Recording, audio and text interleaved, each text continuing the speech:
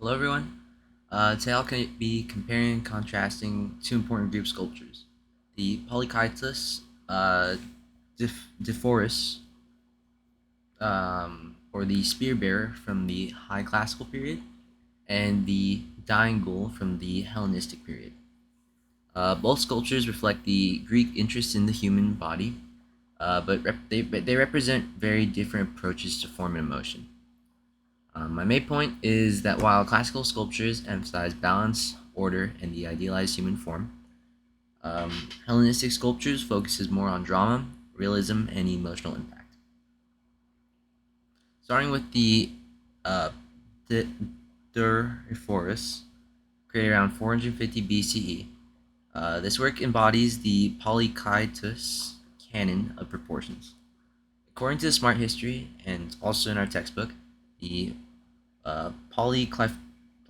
Polyclytus used mathematical ratios to create what he considered the perfectly proportioned male athlete.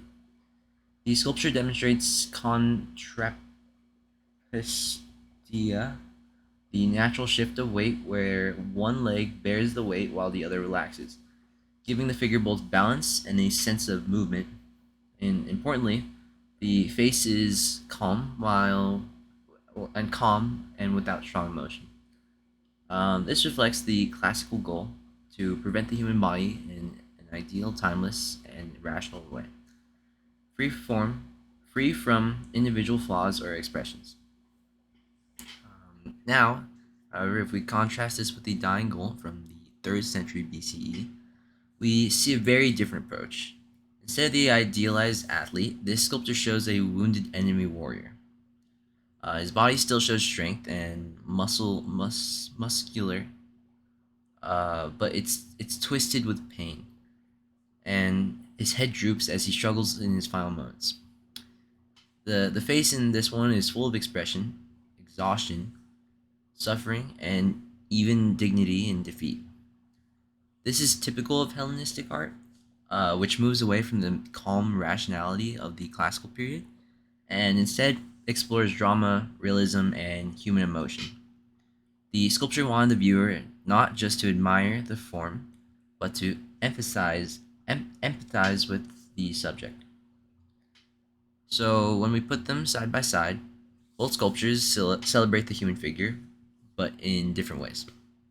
The Doryphorus embodies the Greek search for the perfect balance from the universal ideal of man. Meanwhile, the dying goal shows the human condition in a much more vulnerable and dramatic state, emphasizing emotion over perfection.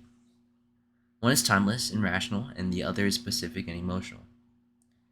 In conclusion, these two works show how the Greek art developed over time, from the harmony and balance of the classical period to expressive drama of the Hellenistic.